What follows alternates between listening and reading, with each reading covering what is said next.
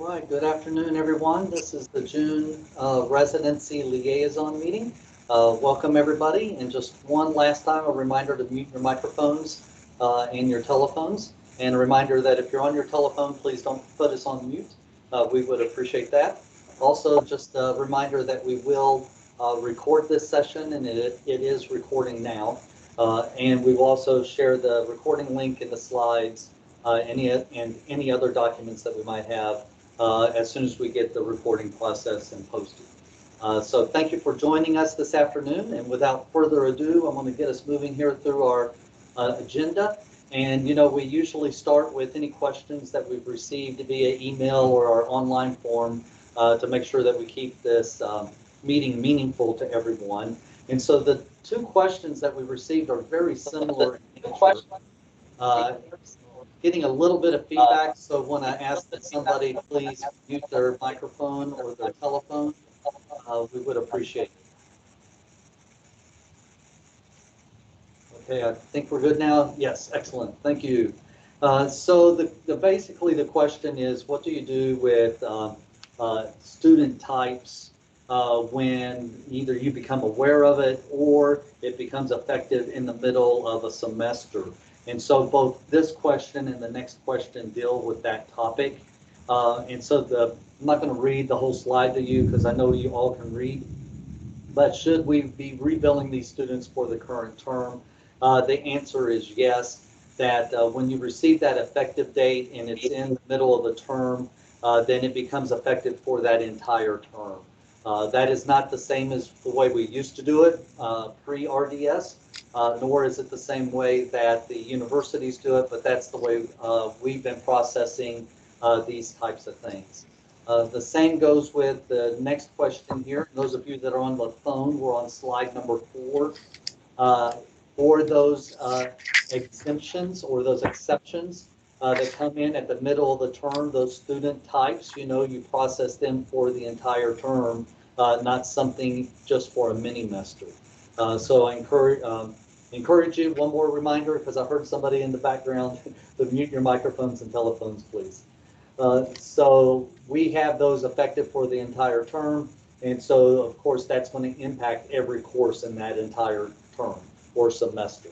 So I'm going to pause there to see if there's any questions either in the chat box or if somebody would like to unmute and ask a clarifying question about those two items.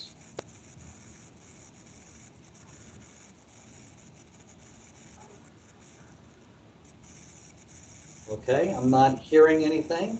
If I could, JW, sorry. Yeah, so go ahead, Jen. This is a question we get. From RDS perspective, we give it a termination a day. How that's applied is up to the institution. Yes, UNC has a set policy for all their campuses.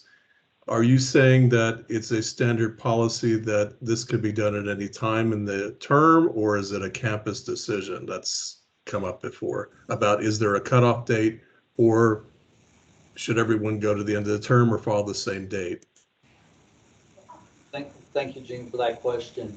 For the community colleges, if at any time within the current semester a residency status changes, or if a student exception becomes valid in the middle of that current term, then it is effective for that entire term. There's not a due date within the term. Okay, thanks. Answer your question? Yeah, because some colleges were saying, well, we've always done it, the other way kind of thing. I didn't know whether it was up to the local college or if it's system-wide, this certainly makes it easier. I just want clarification because, it's nothing to RDS. It's more being consistent, which I would encourage everyone to do. You don't want to say yes to one student and no to another. Right. So okay, great. Yeah, no problem. So for example, if somebody's residency status changes in the middle of the term and you guys send that in and the effective date is the middle of the term, when they run that process on their college system, it's going to it's going to recalculate their bill appropriately. So it's going to happen automatically. When the college follows the normal workflows for student types, that's at the beginning of the term, and the same impact is going to happen with college. great. Thanks. Sure, no problem. Not hearing any questions or seeing anything in the chat box. So we're actually moving on to Tracy. I know she was on a long leave commitment call earlier, so I don't know if she's been able to join us. Tracy, I'm here, JW. Excellent. You're just bouncing from meeting to meeting, aren't you? I just had to call in for some reason. CFI's not letting us get on any Teams meetings on the web, Okay. so Well, I'm just on the phone. I'm glad you called in, and I've got your slide up there, so the mic is yours. Okay. Let me pull up my slide. Okay, good. You got it all here for me. Yeah, this is just what we've done as far as operationally. I think Jean is going to maybe further address the rule side of it. But we did remove the 3-year date check for the discharge date of veterans because that new rule is going into effect August 1st. So we went ahead and done that. So when a person is a veteran using a benefit, we're not going to check to see if they were discharged more or less than 3 years ago. We're just going to put the VetX exception on all of those. So that is in effect. We also went ahead and removed some of the independence qualifiers for the 18-year-old based on, the change in interpretation that was given to us for a student being able to get capacity. They have to have capacity for a year in order to be able to be on their own. So that is in place as of the week before last. In a related change, if any student says that they graduated or will graduate from a North Carolina high school and they get out, we're going to assign an exception code that is going to go on there, so you'll be able to see those. As far as the clearinghouse, we did run that. We ran the clearinghouse process for the spring 2021 enrollment and extended 119,481 expiration dates. So we are getting less every time. People are already extended. And at this point, everybody who currently has an active determination has agreed to the clearinghouse process in the online consent form. So going forward, everybody should be picked up in this process. The only other things we did that I don't think came up the last time was we just updated the contact information on the public site for the changes that happened at SCAA. And then the next slide is just showing the contact information, and that's all the same. So that's all I have, JW. Okay, thank you, Tracy. And just a reminder for everybody, one is the clearinghouse that Tracy was talking about, that process. That's the continuous enrollment process at the state level. You still should run your local continuous enrollment processes to pick up, especially those exception people that RDS doesn't necessarily know anything about. The other thing is we're going to talk about the North Carolina High School Graduate Exception Code from a policy and operational perspective as we proceed through this presentation this afternoon. So if you can kind of hold your horses here for a minute, we'll get to maybe answering some of those questions as we do some presenting here in a few minutes. Tracy, I do know that at the HECAC meeting, you talked about the statistics a little bit. Do you want to give I don't have that on the screen. I do have the document that I can send out to everybody later. Do you have any highlights or anything you'd like to talk about as far as the quarterly statistics? Just that overall, it's on trend with what we've been seeing before. We are down between 3.5% and 4.5%, around 3% on the number of students coming through, and around 4% on the number of calls coming into the RDS call center. And we are having more younger students and a little bit fewer students 18 to 23. So it's not anything, there's not anything real shocking on there or anything too alarming. It's all pretty much on trend with the last time that I gave the statistics. But thank you for reminding me about that. Oh, sure, no problem. And I forgot to add it to the slides, but everybody, when I send out the slides and the recording link, I'll make sure I include that statistical report as well. So any questions for Tracy before we move forward?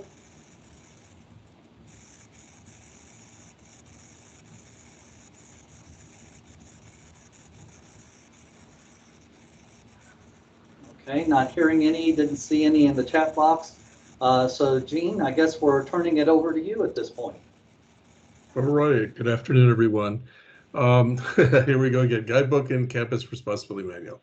All right, so we are going to finally be able to issue an update this summer. I'm going to aim by August 1st. There's been several slight changes. We're making a couple small changes to some visa types of adding some in. I think we're deleting 2, but we've never even seen one. They're rare. Trying to keep up to date with immigration issues, and then updating the campus responsibility manual that walks the campus through anything they need to track at their end. Notably, that's a lot of exceptions, or if you have a student who comes in with another visa, you can certify at that end or send them back. So there's choices. And once they're out and published, I'm working with Monty. We're going to schedule a session to walk through them, to go over the updates. And we figure after the fall semester starts is probably the best time. So we'll be scheduling something in September to walk through the changes and then take questions and answers on that. Okay. In terms of SEA appeals, unless Tracy has a chance to correct it, there was an error on that last quarter report that we developed, Tracy, at 4 to 4. We actually just had 2. So between January and March, SEA heard 2 appeals. They were both sustained. We have not had any so far this quarter, knock on wood. So the numbers have been very low about students questioning their determination in terms of the appeal process to SEAA.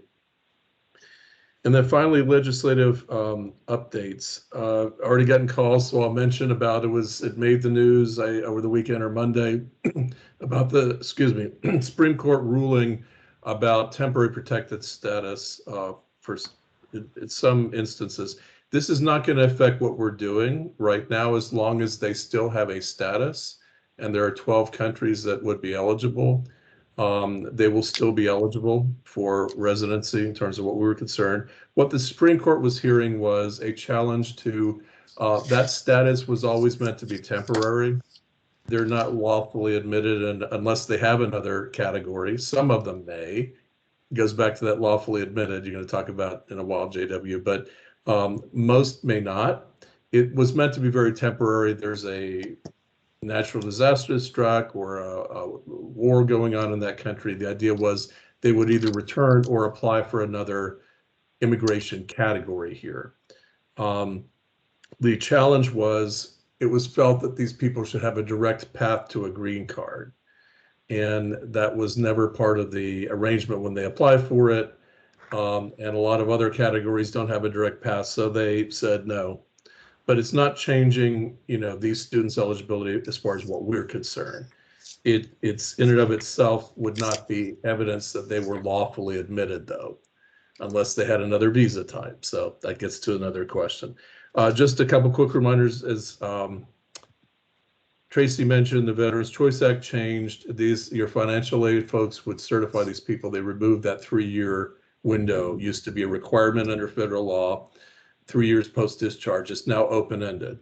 You still have to base the waiver on they were certified by the VA and the student is using a benefit. It's not just because someone was in the military. If they've used it up or it wasn't assigned to them, they would not be eligible for a waiver. This is not active duty. Again, it's just veterans. And then I reported on it. It has been signed into law. I think that was about the time we had our last call, where the governor made a special provision for a student who's in high school, whose parents are active duty military stationed in North Carolina. So in other words, they get that out in. They're claiming another state as their permanent residence, but they're stationed here. The governor signed a bill that allows a provision that the student has a window if the parent gets transferred out of state before they start college, that fall, and they've already been admitted, they're allowed to keep that determination. Prior to this, to keep the determination, you had to have already been enrolled. So once that student enrolls, if you're enrolled with that out in, they can keep it as long as they're in the same program. This allows some flexibility. So this is nothing on the RDS side. This is more informational for you all. If someone came through, let's say in January, and they got that out in, and they're starting classes in the fall, okay, they would be okay to keep it, even though if you become aware that that military parent is no longer here. In terms of some pending legislation, very quickly, most of it, as the session will be winding down and not too long, a lot of bills are filed, as often happens, that just aren't advancing. I'm going to let JW talk about the one specific to community colleges in a minute that I think still has a good chance of walking through. There's been a lot of others. Of course, every time this happens, every few years, every year or two, somebody files a bill to grant DACA students a special provision and a waiver to give them in state. It has not advanced. So, we're watching all of these. There's some very specific, to certain sectors. We're watching that. There was one filed late in the game to do a pilot to, calculate some of this differently. None of those seem to be advancing, but we are watching them. The only one that seems to be, I'm going to let JW talk about. And I think that's it. All right, thank you, Gene, for that update. And we'll pause here to see if anybody has any questions for Gene about any of the topics that he's just covered. We'll check the chat box to see if there's any questions there as well.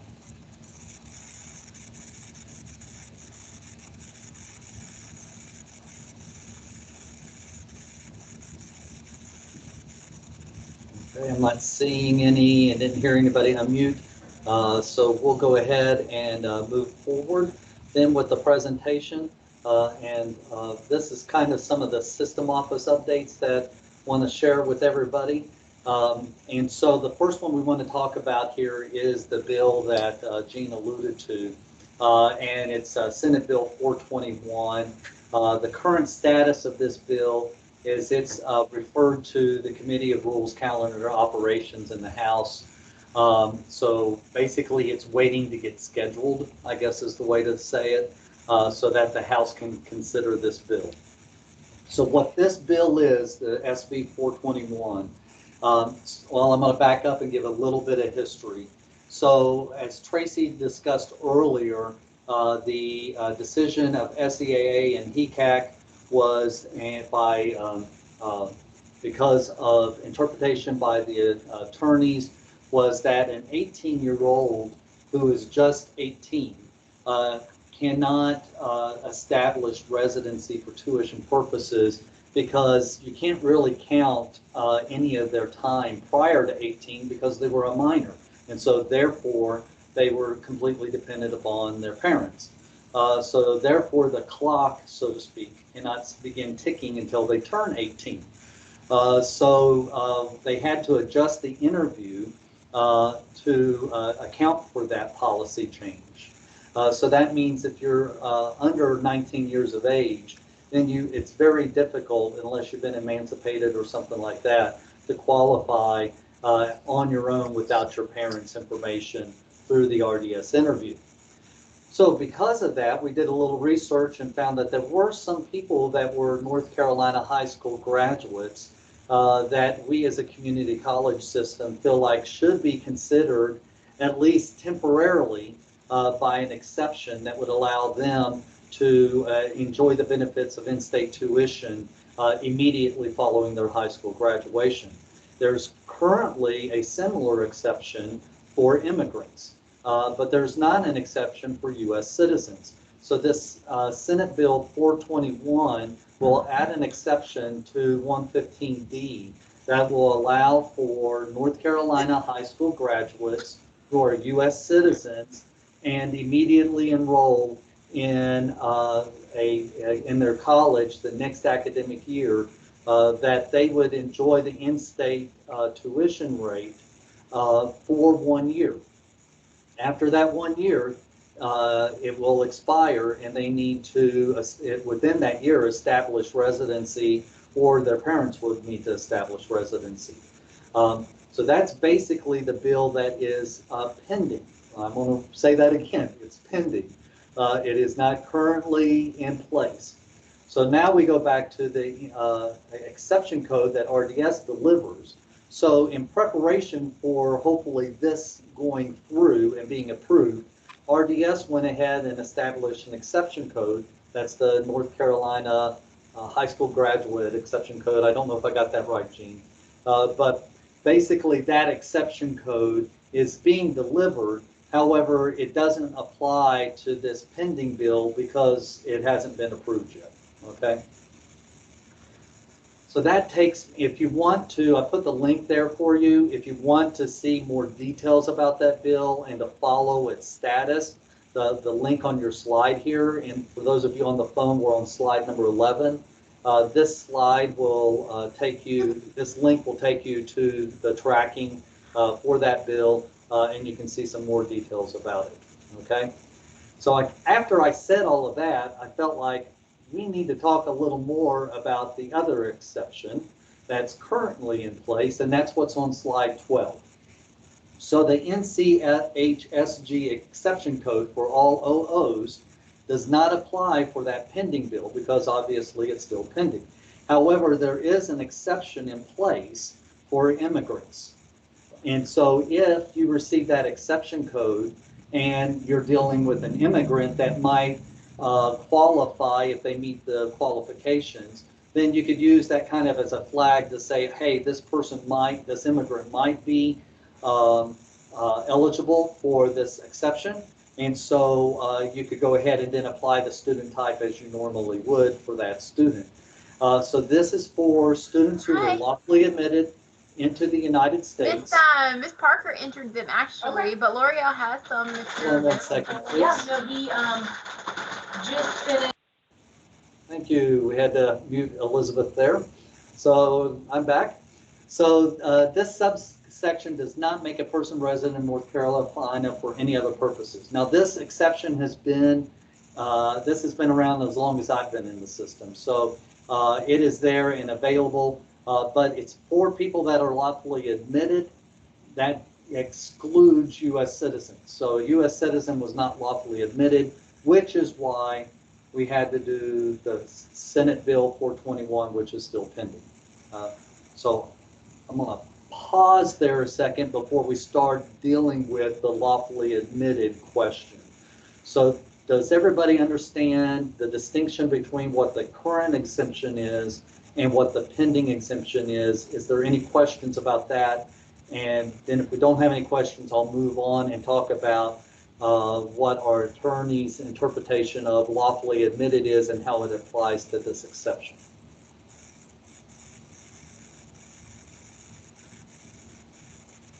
The grace period, thank you for that question in the chat box. I'll repeat that for the people on the phone. And Jean, I might need your assistance in interpreting this.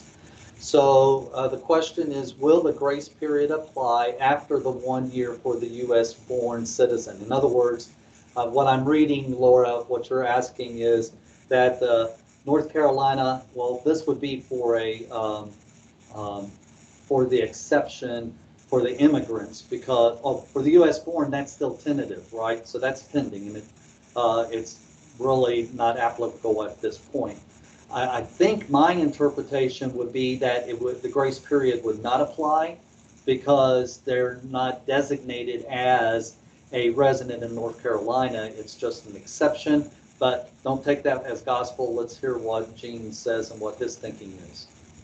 Yes, the wording of the statutory grace period, it applies to someone who was deemed to be an in-state resident. So let's say they start their career and their parents move out of state, and they're dependent on their parents, so they have an status. So they have up to a year to try to do that from the date of the change. The legal guidance we've been given is it does not extend to any exceptions. So, if you have an exception, like if someone was a UNC employee, they have an exception for them and they leave employment, or someone's a National Guard, but they live in South Carolina, that's it. It's over when they have the change. So unfortunately, statutory grace period does not apply to exceptions, only for someone who has an NN designation. All right, thank you, Gene. I'm glad I guessed correct on that one. So I appreciate that. So we're going to go ahead and move forward. I'm not seeing or hearing any other questions. So we're on slide number 13. Our new attorney, Ms. Ortiz, has issued a numbered memo. The link is at the bottom of this slide to the numbered memo to our website, and we're on slide number 13 if you're following along on the phone. And so I've just got a couple of quotes there, and this is primarily, not primarily, it is in response only to GS 115D 39B, the exception that we've been talking about up to this point, right? Which is, I'm going to bounce back to slide 12, talking about this one phrase. What does it mean to be lawfully admitted? And to whom does that apply? So Ms. Ortiz looked at trying to clarify that a little bit. Basically, it's still supporting to some degree our interpretation that we've always had, and that is if you were not lawfully admitted, then you're not eligible for this exception. So, for example, undocumented and DACA students would not be eligible for this current exception, just like they historically have not been, because they were not lawfully admitted. U.S. citizens would not be eligible because they were not lawfully admitted. And there's a whole federal definition for what lawfully admitted means. I'm going to pause here. Ms. Ortiz was going to try to join us this afternoon, but she had several conflicts. So before I move forward, I'm going to see if she's available. So Ms. Ortiz, if you're on the line, if you want to unmute, and if you have any clarifying comments about that numbered memo.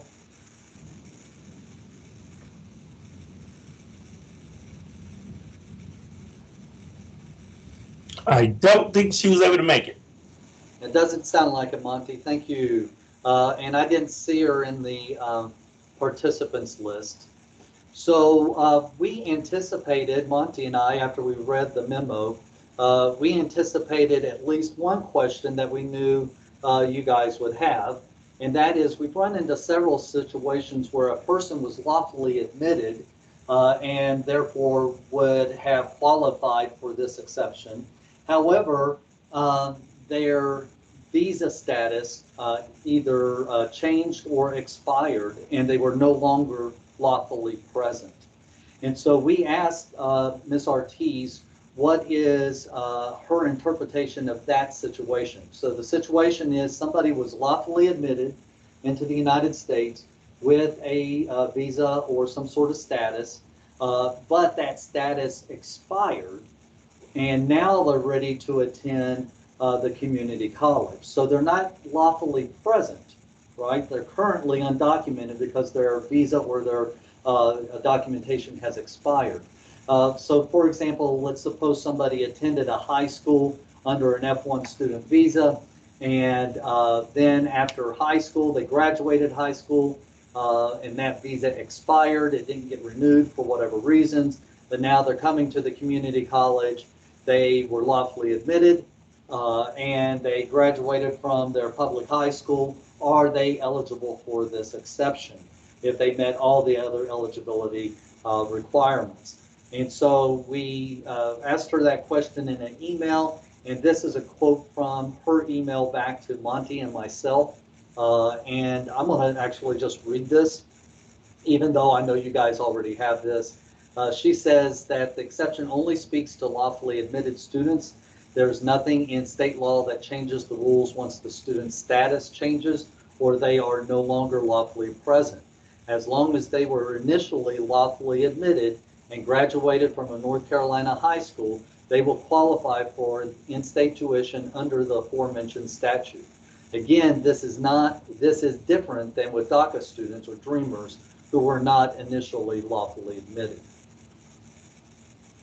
I'm going to pause there and see what questions you guys might have for Monty and myself, and maybe even Jean or Tracy.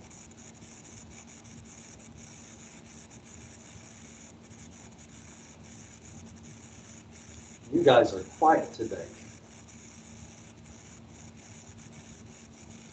JW, while you're waiting, it's Gene. I'm going to say that when we have our training in the fall or our information session, we can try to assist if you have questions about, well, what am I looking for, what documents, because we're used to dealing with this every day about, you know, how do I know they were lawfully admitted? But basically, you're looking for some evidence of some sort of a visa. We can give you form numbers.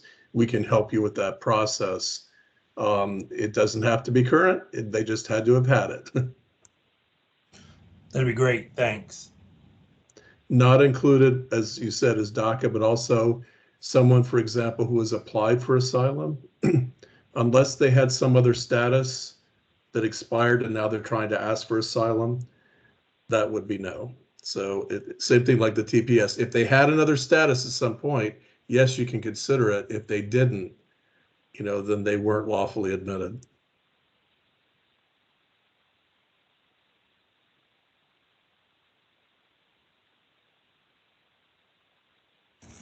So I'm a counselor by trade, so I'm kind of used to silence. So we'll give a little more time. As Joanna said, she's processing all of this, and you're right, it's a lot to think about in the process. And I would expect that we'll talk about this again in the future, not just in training, but maybe at the next liaison meeting. So let's give it another 10 seconds or so to see if there's any questions. Feel free to unmute or put it in the chat.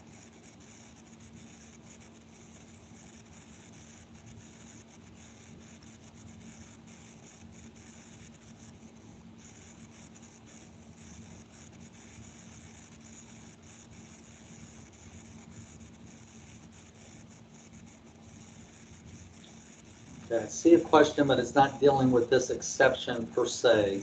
So let's give it another second to see if there's any questions about this exception.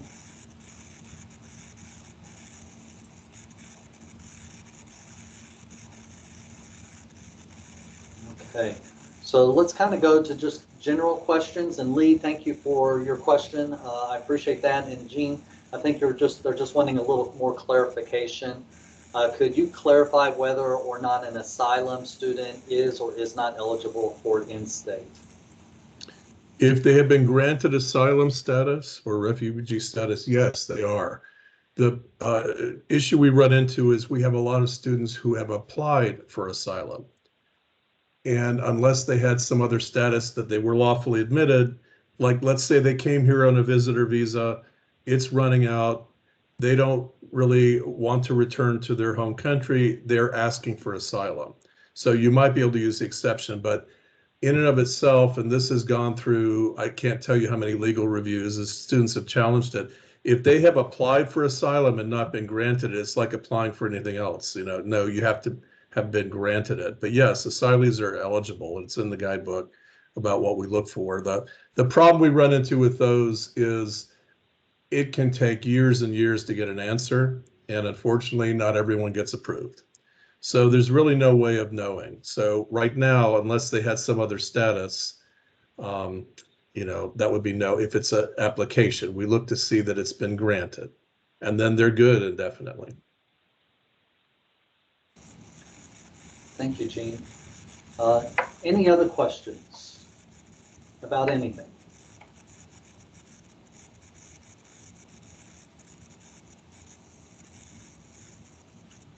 While they're thinking, JW, if I could just make one comment about that high school proposal, or actually even the other one with the students, but the high school proposal, the bill that's being considered, is that with the 1819 change, for example, it doesn't mean RDS might not be able to find a way If that student's been here long-term, that was the idea of the 5-year rule.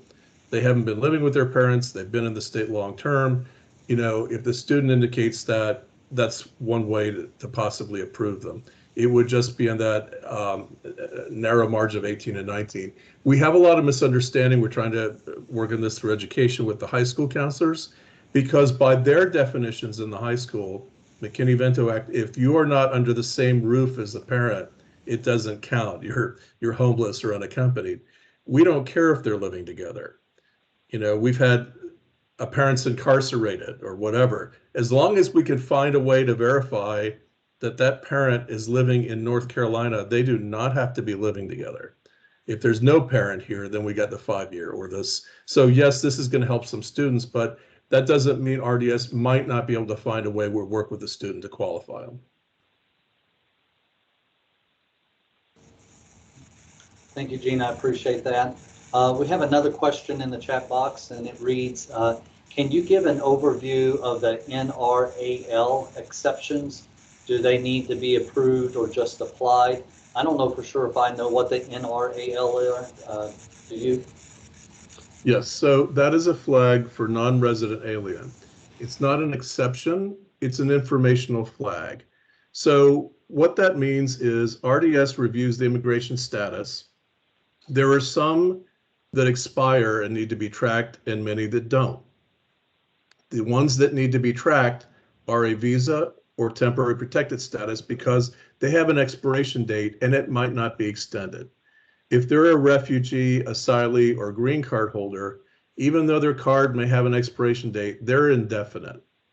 So you don't need to track them. So what that code means is it alerts the college that you look at the expiration day of the determination, and if the student, for example, comes through today, their visa expires in 6 months, we're going to shorten that expiration date. All right, and these will not be automatically extended by clearinghouse. So that flag is informational. You can go to the campus responsibility manual. It kind of walks you through that. We'll review it when we have the session in September, but that identifies which ones you need to track or worry about if the student's there long-term, because if they lose their visa status, yes, they could go if they got in on a grace period, but after that 12 months, they might not be eligible. It depends if they have their status renewed, because their status is based on a time-limited visa. Thank you, Gene. I appreciate that. So we'll pause here one last time to see if there's any general questions about anything we've talked about or any other questions that you might have had and hadn't had a chance to ask.